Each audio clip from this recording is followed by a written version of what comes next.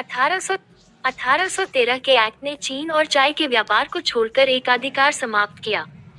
किस charter act द्वारा बंगाल के गवर्नर जनरल को भारत का गवर्नर जनरल बनाया गया?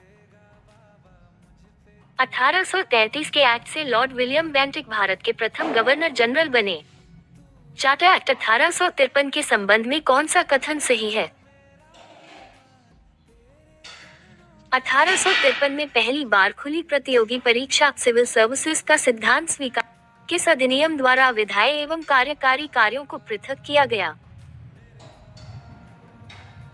1853 के चार्टर एक्ट द्वारा विधायी परिषद लेजिस्लेटिव काउंसिल को अलग स्वरूप मिला। 1858 के अधिनियम के बाद भारत का शासन किसके हाथों में?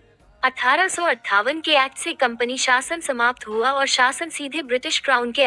1858 के अधिनियम द्वारा किस नए पद की स्थापना हुई?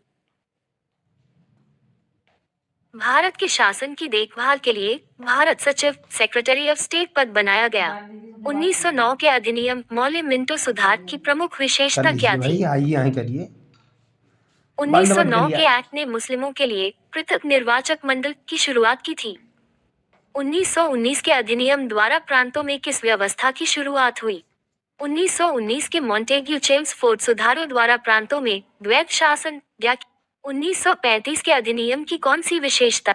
1935 एक्ट ने प्रांतीय स्वायत्तता दी और दिल्ली में एक संघीय न्यायालय की स्थापना की। भारतीय संविधान का कौन सा भाग 1935 के अधिनियम से सर्वाधिक? भारतीय संविधान का लगभग 70% हिस्सा और संघीय ढांचा 1935 के अधिनियम से लिया गया है।